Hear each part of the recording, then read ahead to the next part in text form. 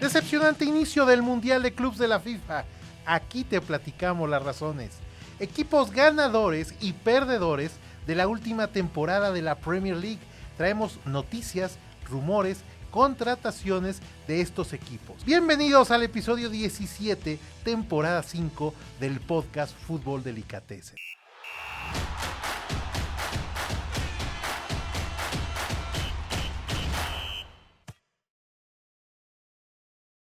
Para aquellos que me ven por primera vez, mi nombre es Jerry Villanueva y en este podcast le damos seguimiento oportuno a las 5 mejores ligas de Europa. En Inglaterra vemos la Liga Premier, la Championship, en España la Liga, en Italia la Serie A y en Alemania la Bundesliga. También le damos seguimiento a las competencias más importantes del viejo continente, como la Champions League y la Copa de la UEFA, que hoy se llama UEFA Europa League. También seguimos en plataformas de audio, por si nos quieren seguir escuchando, como Spotify, Google Cast y Apple Podcast.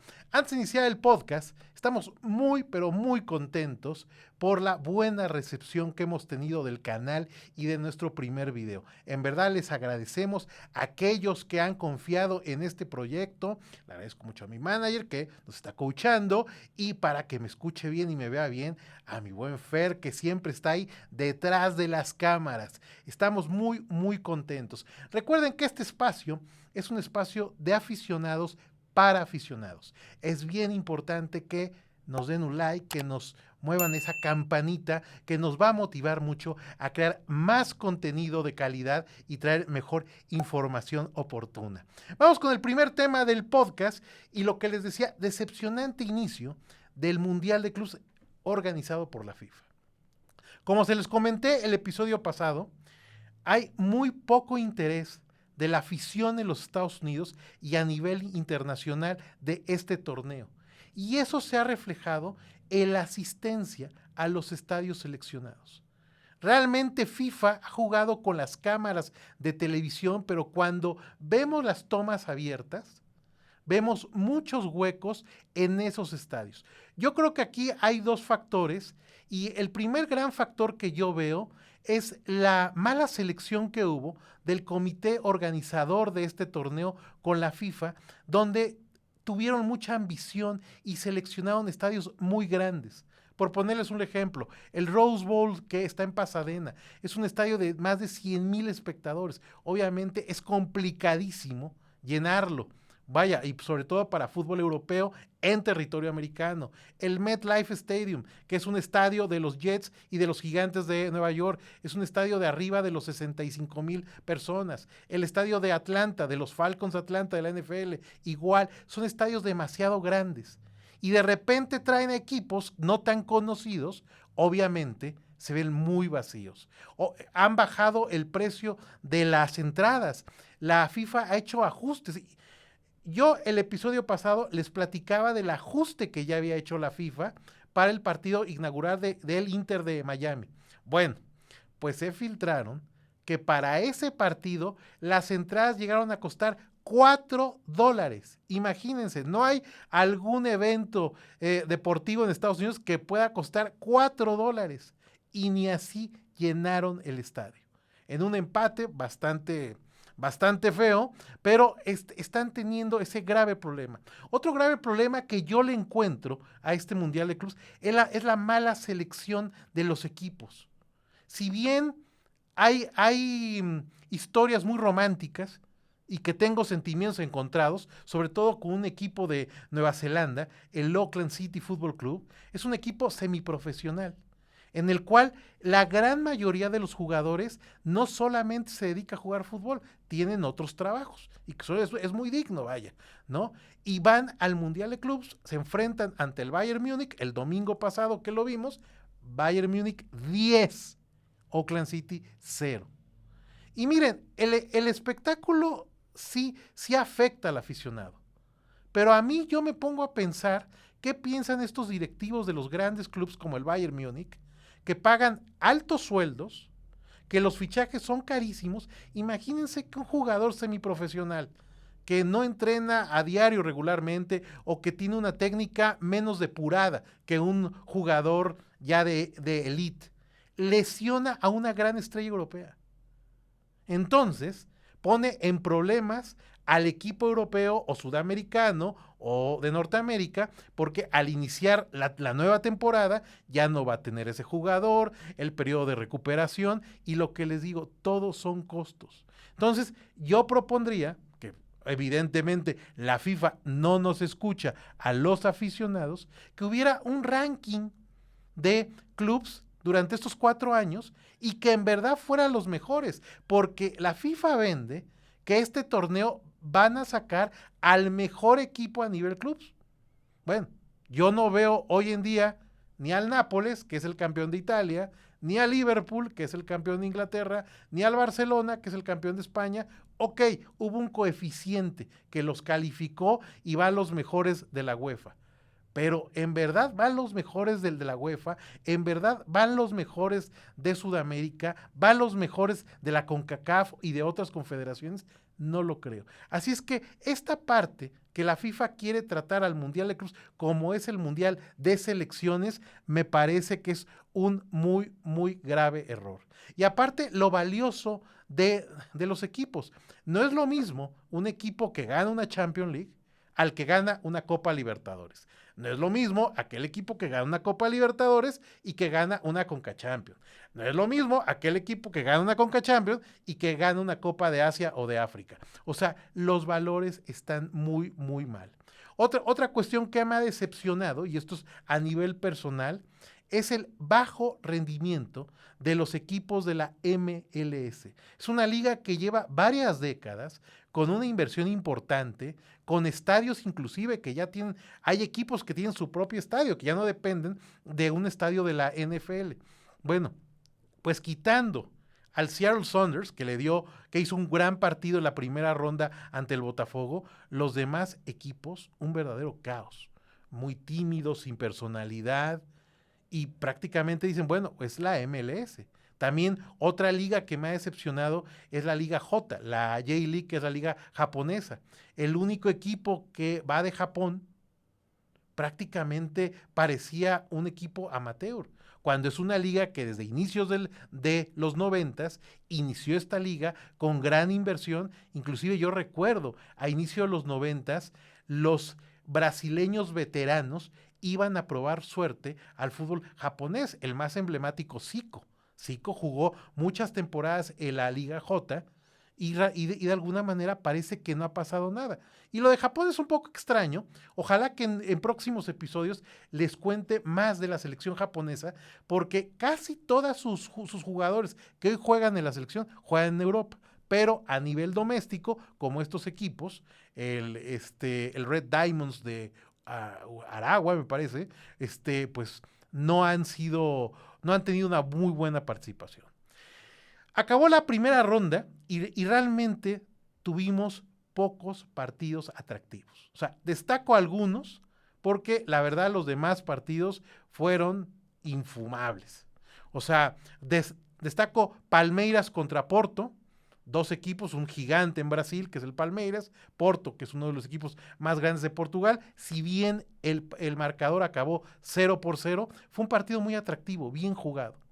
Para mí el mejor partido de la primera ronda fue Boca Juniors contra el Benfica. Un empate a 2 goles muy emocionantes, y hay que reconocer algo: la afición de Boca Juniors. Es increíble cómo se escuchaba el estadio con esa afición de Boca Juniors. Desafortunadamente, la FIFA limitó a ciertas aficiones a que no compraran más boletos. O sea, no están llenando los estadios, y equipos como Boca Juniors, como River, como Real Madrid, que pueden llenar un estadio, les limitan el boletaje. Bueno, yo no entiendo esas estrategias de la FIFA. Otro partido que me pareció muy interesante, a un segundo nivel, que son dos equipos que no entendería por qué están en el Mundial de Clubs, si fuera justo el tema: Fluminense contra el Borussia Dortmund, un empate a 0. ¿Por qué les digo esto? Porque Fluminense hace un par de temporadas fue campeón de la Libertadores, hoy no pasa por un buen momento, ni en Libertadores, ni en el Brasileirao. El Dortmund tuvo una temporada terrible en la Bundesliga, que rescató el pase a la Champions. No le fue muy bien tampoco en la Champions, pero bueno, fue un partido atractivo, 0-0. Y también otro partido que destaco son los Rayados de Monterrey, el equipo mexicano, que empató 1-1 con el Inter de Milán.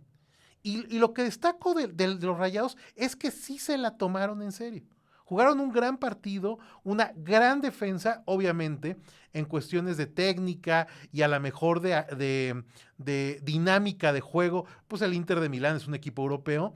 El Inter sí se ve que está todavía tocado después de esa gran goleada que le dio el PSG en la final de la Champions. Se ve este Inter con nuevo técnico, los jugadores dudando, pero destaco a los Rayados de Monterrey. En otras victorias destacadas, nada más por mencionar, el PSG 4-0 ante el Atlético de Madrid. Pudieron haber sido más goles. Si yo fuera aficionado del Atlético de Madrid, en verdad estaría molesto y preocupado porque es lo mismo que siempre pasa con el Cholo Simeone. Yo lo he dicho en este podcast, no sé si desde la temporada 2 o temporada 3, el Cholo Simeone ha llegado a ser el técnico que más le han pagado en Europa. Y luego bajan al segundo puesto y luego al tercer puesto. Pero es uno de los técnicos, de los 5 técnicos que más cobran en Europa. Y siempre cuando pierde o cuando lo eliminan de un gran torneo, siempre empequeñece a la organización. Y el gran discurso del Cholo Simeone es decir, somos un equipo pequeño, somos un equipo que estamos jugando contra los grandes, estamos haciendo historia. Pues les tengo noticias y yo creo que en próximos episodios varias estadísticas que muestran que la nómina del Atlético de Madrid en España es la segunda. Después de la del Real Madrid o a veces la del Barcelona, la segunda nómina que paga mejores sueldos es la del Atlético de Madrid. Así es que fue impresentable este primer juego del Atlético de Madrid. Y otro punto, bueno, el mediocre empate del Real Madrid con este equipo del Al Hilal, en donde realmente el Madrid se vio muy mal. Digo, para los que son aficionados o somos aficionados del Real Madrid, hay que tener calma, porque es como una pretemporada multimillonaria europea, porque finalmente hace unas semanas todavía Carlo Ancelotti era el entrenador, hoy tenemos a Xabi Alonso. Se debutaron 2 de los nuevos fichajes, a Dinhausen en la central, un joven muy prometedor, defensa central de más de 1.90. También estuvo ya Alexander Arnold. No se vieron bien los nuevos fichajes, pero vamos a ver si en el transcurso de este torneo el Real Madrid puede levantar cabeza.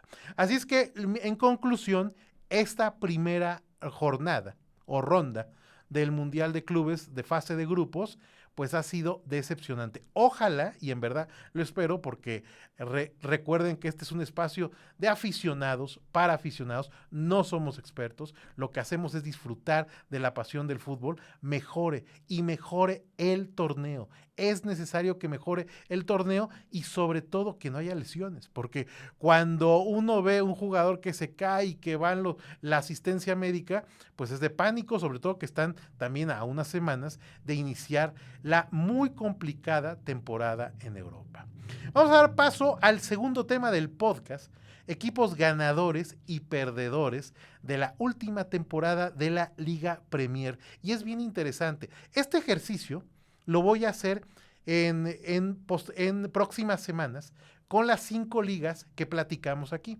Para el próximo episodio estaré platicando igual ganadores y perdedores de la Liga Española y así nos vamos a ir. Es bien interesante porque no nada más el campeón, el gran ganador, sino hay equipos que realmente tuvieron ciertos momentos o son historias exitosas y hay que contarlas, ¿no?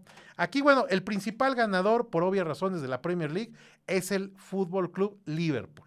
Es el gran campeón, prácticamente, que destaco, primera temporada de su entrenador de Países Bajos, Arne Slot. Es un gran entrenador de ex del Feyenoord. Bueno, casi de inicio a fin no tuvo rival el Liverpool. Obviamente en otras competencias no le fue tan bien. O sea, los aficionados quedaron un poco medio molestos porque los eliminaron en octavos de final de la Champions League. Los eliminó ni más ni menos que el actual y vigente campeón, el PSG, pero fue una gran temporada. Es un gran título para el Liverpool, porque el Liverpool llega a 20 títulos de liga en su historia. y está empatando ni más ni menos que al Manchester United como los dos grandes equipos que más han ganado en Inglaterra. Es muy complicado ganar en Inglaterra, por lo que cada título es polvo de oro. Así es que los dos grandes rivales estén empatados en título va a poner la competencia para las próximas temporadas bien, bien interesantes. Y algo que ha sorprendido al medio del fútbol, sobre todo de Liverpool, es que abrieron la cartera y están contratando jugadores verdaderamente muy interesantes. Para los que son aficionados de los Reds, deben de estar muy, muy contentos. Contrataron a Jeremy Frimpong, este lateral que viene del Bayer Leverkusen, el equipo de la aspirina, para sustituir a Trent Alexander-Arnold. Ya Trent Alexander-Arnold juega para el Real Madrid. Bueno, es un gran jugador, no pagaron mucho por él, pagaron unos 35 millones de euros, pero en donde sí rompieron el mercado fue la contratación del mediocampista, también del equipo de la aspirina, Florian Wirtz. 150 millones de euros. Es la contratación más cara de la Liga Premier. Es increíble lo que le están apostando a este joven alemán. A mí, al parecer, yo lo veo como un gran jugador, pero no me ha deslumbrado. Vamos a verlo. Si se acopla con el Liverpool, wow. Le va a beneficiar inclusive a la selección alemana.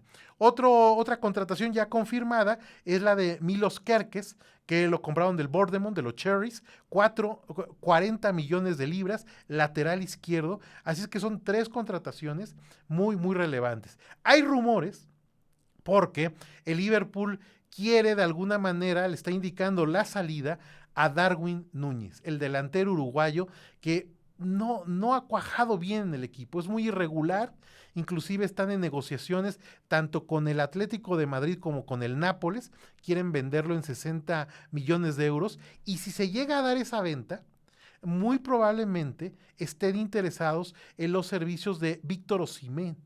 Víctor Osimhen hace unas temporadas lo vimos siendo un gran jugador, un gran delantero del Nápoles. La temporada pasada jugó para el Galatasaray, entonces puede llegar a reforzar la delantera de Liverpool.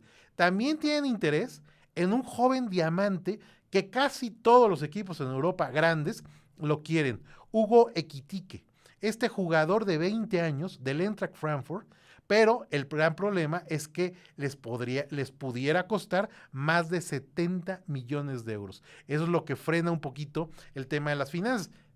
Hay que hablar que también hay fair play financiero en la Liga Premier y en la UEFA. Y de ese tema voy a hablar cuando hable de equipos perdedores.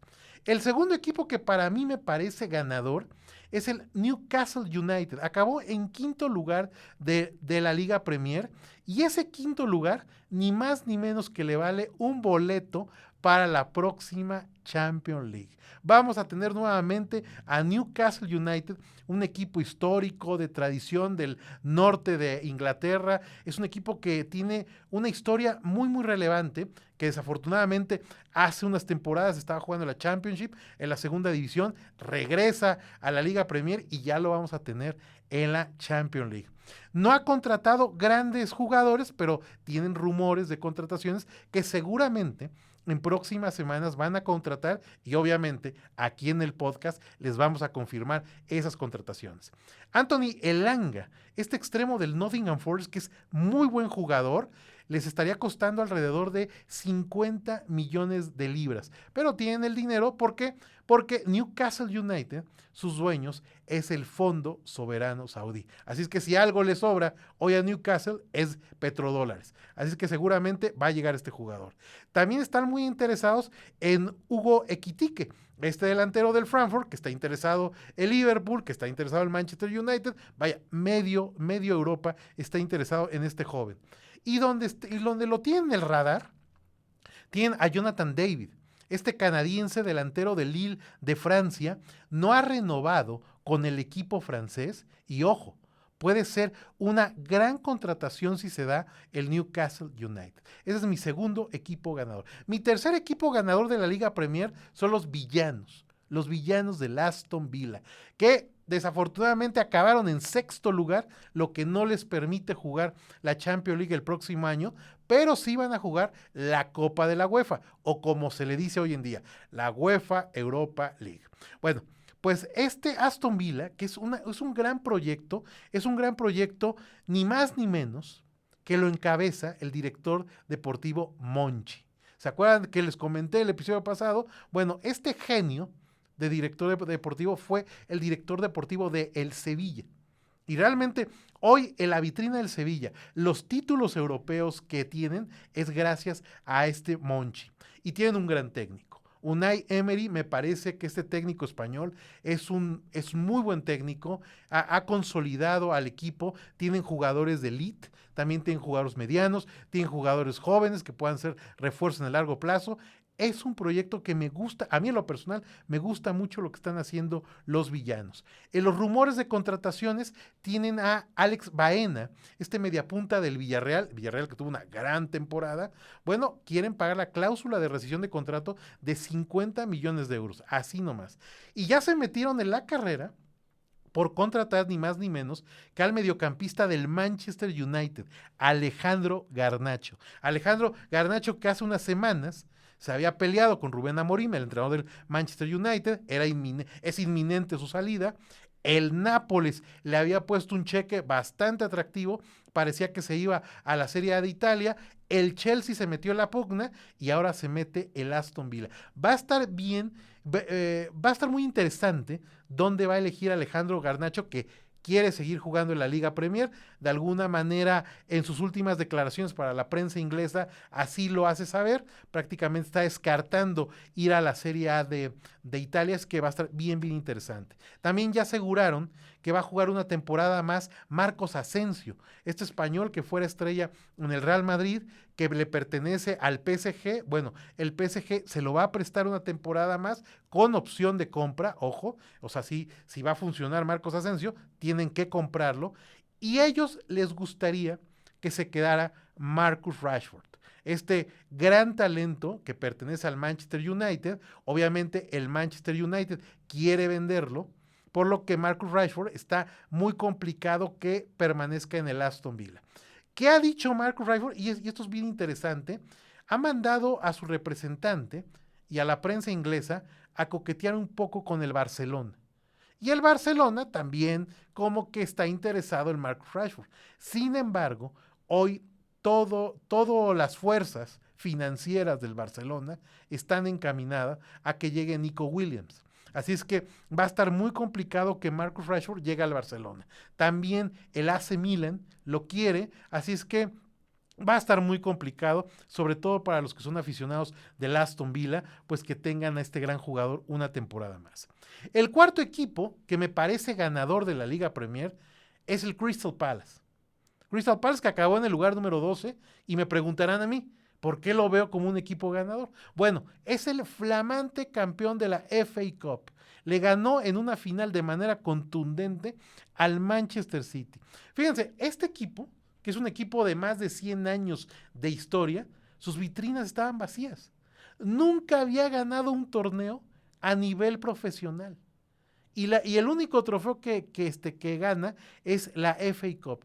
Al ganar la FA Cup, le da en automático el pase a la Copa de la UEFA, a la UEFA Europa League, para el próximo torneo. Algo que es importantísimo para un equipo mediano como el Crystal Palace, jugar un torneo europeo. Sin embargo, un rival de la Premier League, el Nottingham Forest, mete una queja a la UEFA.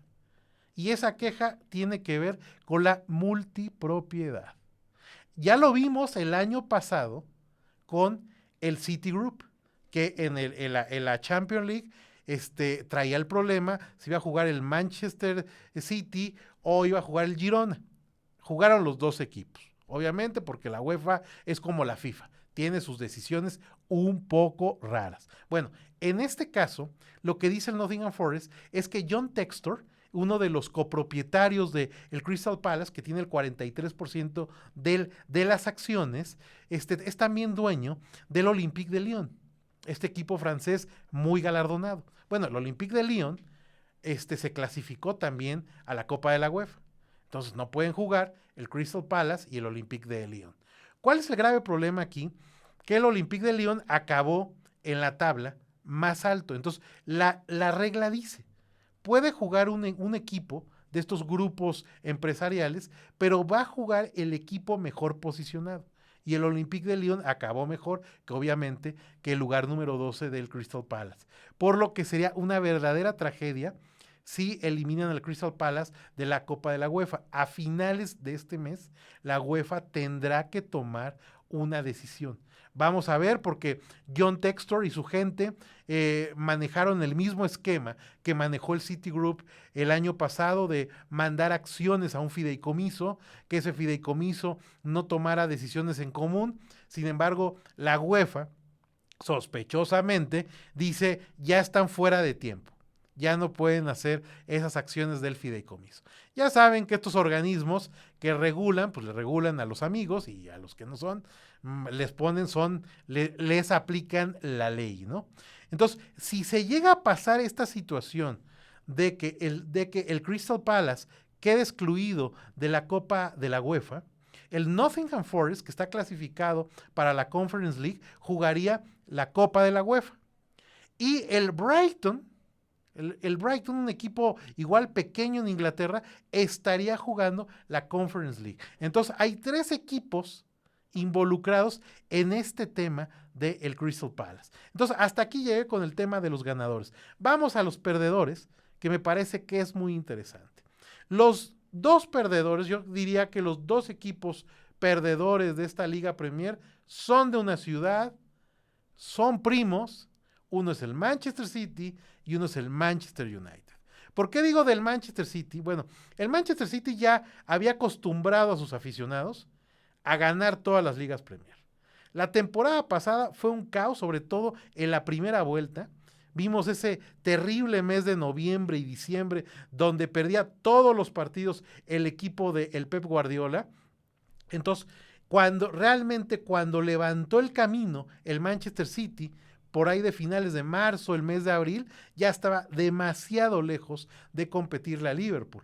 O sea, rescataron inclusive este tercer lugar que les da un puesto de línea directa a la Champions League. Pero hubo un momento en la temporada que estaban rondando el 8º, 7º lugar, que estaban fuera de la Champions League. Sin embargo, bueno, rescataron la temporada y Pep Guardiola fue muy, muy feliz. Vimos en el mercado de invierno que contrataron a jugadores de top. Y en este verano, pues no se han quedado atrás. El episodio pasado les dije más o menos las contrataciones, se las repito. Ryan Aït-Nouri, procedente del Wolverhampton, casi 40 millones de libras, es una locura, es un gran jugador. Ryan Cherki, mediapunta extremo, viene de Lyon, es un jugador que les costó 34 millones de libras. Y la contratación, tal vez la estelar que ha tenido el City, Gianni Reinders, jugador de Países Bajos, el futuro del medio campo del AC Milan. El AC Milan se deshace de él, no acabo de entender, porque Gianni Reinders sale y en el Milan entra Luka Modric, pero Luka Modric es una persona de más de 40 años, pero no entiendo ese punto. Les costó 46.3 millones de libras. Obviamente, estamos hablando del equipo de Pep Guardiola. Y Pep Guardiola siempre quiere jugadores y comprar para ser competitivos. No desarrolla, él quiere nada más comprar. En los objetivos que tiene hoy el City, que seguramente se estarán aclarando en próximas semanas, está Marc-André ter Stegen, el portero del Barcelona. El Barcelona le harían un gran favor, porque el Barcelona, que acaba de contratar a un joven portero, el sueldo de ter Stegen es muy alto. Entonces, por el tema de las finanzas del Barcelona, del 1-1, del fair play financiero, si se va a ter Stegen, le caería como anillo al dedo. Entonces, ese es hasta ahorita, el rumor más grande que hay. También está Morgan Gibbs-White. Sin embargo, eso lo ha filtrado Fabrizio Romano, un gran periodista, pero todavía está veremos, porque hay muchos equipos que quieren a Morgan Gibbs-White. Esa es la situación del City. Sin embargo, aquí hay un tema que muy poca gente sabe. Yo lo he platicado, para aquellos que me han escuchado en el podcast, en audio, desde la tercera temporada, y es el tema del juicio que tiene todavía, que ya concluyó inclusive, en la situación legal del City ante la Liga Premier. En febrero de 2023, la Liga Premier le levantó 115 cargos en contra al Manchester City por supuestas irregularidades financieras.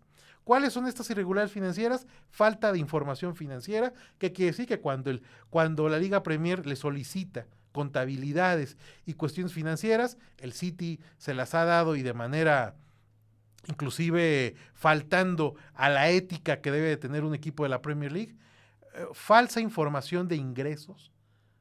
Y entonces esta parte se fue acumulando. Esto es desde el periodo del 2009 al 2018 es lo que se está investigando, no actualmente. 2009 y 2018, que es cuando llegaron los dueños de Abu Dhabi y compraron al equipo. Los cargos se aumentaron a 130 cargos. El juicio inició, y lo dijimos en este podcast, inició en diciembre del año pasado.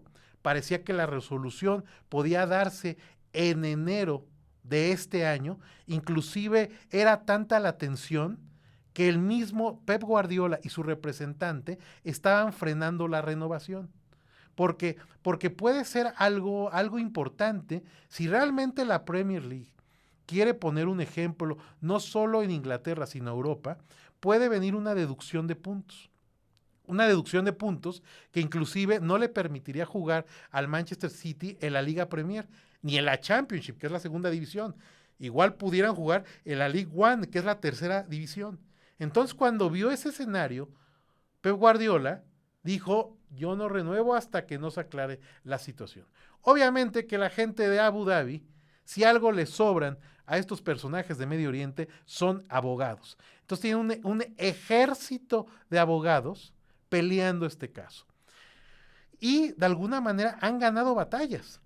Bueno, a tal grado, la principal batalla que han ganado es el tiempo. A tal grado que se acabó esta temporada, no hay una resolución del caso. Se ha filtrado en la prensa inglesa que puede ser a finales de julio o que inclusive en otoño de este año, cuando tengamos el veredicto que le van a dar a favor a la Premier League o a favor al Manchester City. De cualquier manera, el Manchester City está muy tranquilo, sigue contratando, sigue fichando. Inclusive han dicho sus representantes legales que si el veredicto es adverso, es muy probable que interpongan apelación, lo que prolongaría nuevamente más el caso. Ojalá que haya claridad en este caso, y les digo ojalá porque no nada más es un caso de la Liga Premier, es un caso del fútbol europeo. Ya vimos hace unos años cómo la UEFA solamente sancionó de manera económica al PSG y al Manchester City de no cumplir con el fair play financiero.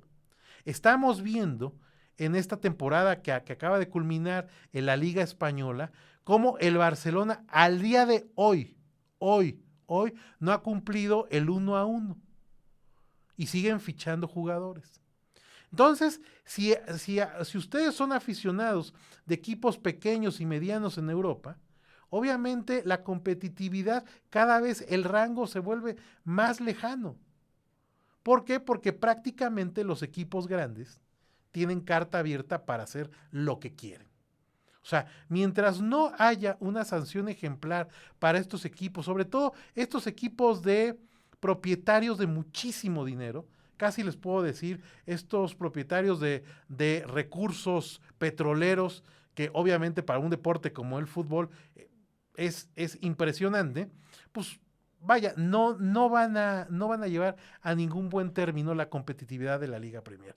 Vamos a ver qué pasa con este caso. Es un caso que yo los he mantenido informados desde la temporada 3, temporada 4 y esta temporada en el podcast para aquellos que me escuchan, para aquellos que me están viendo por primera vez, bueno, los mantendré informados porque es un caso que de alguna manera sí lo tiene en el radar la prensa inglesa. El segundo equipo perdedor, pues, y con toda la tristeza les puedo decir, es uno de mis equipos, el Manchester United. El Manchester United que acabó la Premier League en el lugar 14. Fíjense, yo al Manchester United lo empecé a ver a principios de los 90, cuando inicia este nuevo formato de la Liga Premier. Venía de décadas muy malas, pero nunca lo había visto que acabara una temporada en el lugar 14. Es lo que nos habla. En episodios pasados de esta temporada, les platiqué un poquito el diagnóstico de los dueños del Manchester United y las malas decisiones que han tomado en el tiempo. Bueno, el Manchester United casi finalizando noviembre, contrata a Rubén Amorim, un gran entrenador del Sporting de Lisboa, el cual le paga un billete, le da un billete al Sporting por liberarlo, le da un contrato de entrenador muy grande, pero Rubén Amorim no se notó la diferencia. Desde que los tomó a principio de diciembre hasta el final de temporada, bueno, el lugar 14 es una prueba de ello. ¿Qué es lo único que se llevan hoy los aficionados del Manchester United?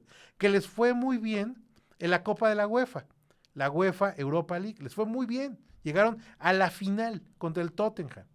Un partido importantísimo, tal vez la final más importante en las últimas décadas, porque si ganaban ese título, ni más ni menos que jugaban la Champions League del próximo año.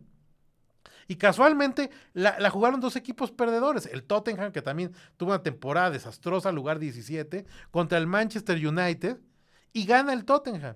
Entonces el Manchester United no solo no va a acceder a la Champions League el próximo año, sino no va a jugar en torneos europeos. ¿Saben lo que representa que un gran equipo no juegue en torneos europeos? Financieramente los hace polvo. Y los patrocinadores, que no son pocos, los que tienen uno de los equipos grandes, como el Manchester United, empiezan a disminuir también sus apoyos y sus bonos de rendimiento. Pero bueno, fichajes que hoy tiene el Manchester United que ojalá le resulte. Mateus Cunha, delantero brasileño, 26 años, procedente del Wolverhampton. Pagaron 62.5 millones de libras. Diego León, lateral izquierdo, 17 años. En verdad yo no lo conozco. Viene de Cerro Porteño. Este paraguayo muy jovencito, 6 millones de libras con variables. Variables que son bonos de rendimiento o bonos de formación a Cerro Porteño, ¿no? ¿Qué rumores hay? Y esto es lo interesante para los aficionados del Manchester United. No quitan el dedo del renglón de Bryan Mbeumo, este joven delantero del Brentford. Es un gran jugador, pero les costaría más de 70 millones de euros. Ojo, está muy, muy caro. También Callum Hudson-Odoi del Chelsea. Es un extremo, es muy bueno, pero estarían compitiendo con la Roma y el Nápoles, que les interesan los servicios de este jugador.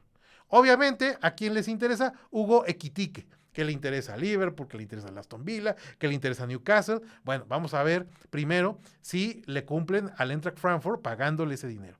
Pero el jugador que más se ha acercado y que creo que en las próximas horas o próximos días se va a dar el anuncio es el sueco, un centro delantero muy bueno que se llama Víctor Gyökeres, gran jugador del Sporting de Lisboa, una de las grandes estrellas. Me parece que Rubén Amorim lo va a llevar al Manchester United. Así es que es lo que les tengo de mi reporte de ganadores y perdedores de la Liga Premier. Ojalá les haya gustado el contenido de este podcast. Ya saben, si les gusta, denle un like, denle un suscribirse a la campanita, muevan esa campanita porque nos motiva a traerles más y mejor información. Recuerden, este espacio no es de expertos, este espacio es de aficionados para aficionados. Muchas gracias, bye bye.